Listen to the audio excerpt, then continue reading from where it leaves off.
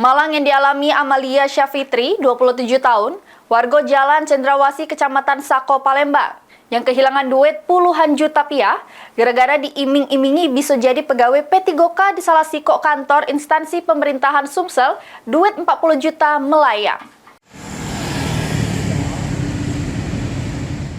Malang yang dialami Amalia Syafitri, 27 tahun, warga Jalan Cendrawasih, Kecamatan Sako, Palembang, yang kehilangan duit puluhan juta rupiah gara-gara diiming-imingi bisa jadi pegawai P3K di salah siko kantor instansi pemerintahan Sumsel. Akibat peristiwa tersebut, korban didampingi keluarganya datangi sentra pelayanan kepolisian terpadu Polrestabes Palembang bikin laporan polisi. Diungkap ke korban, kejadian bermula pas dirinya ditawari terlapor inisial RH sama dijanji ke bakal lolos P3K dengan biaya 40 juta rupiah. Merasa tertarik dengan iming-iming tersebut, korban nyetujui metu ke biaya sema itu. Pas duit sudah mendenjo, korban disuruh magang dulu di kantor dinas koperasi Sumsel karena belum ada pengalaman begawe. Pas sudah magang selama setahun masih tetap belum ada kepastian untuk P3K, sehingga korban ngadu polisi.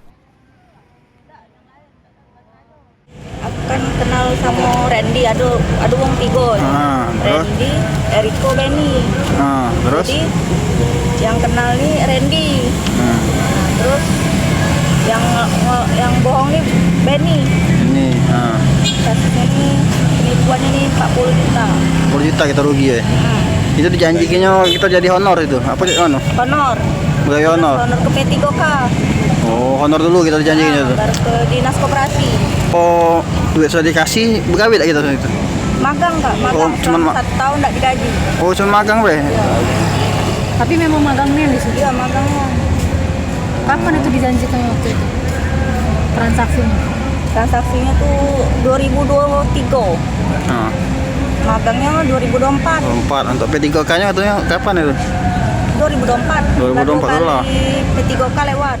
Laporan sudah diterima petugas SPKT, selanjutnya bakal ditindaklanjuti Satreskrim Polrestabes Palembang. Heru Wahyudi, PAL TV.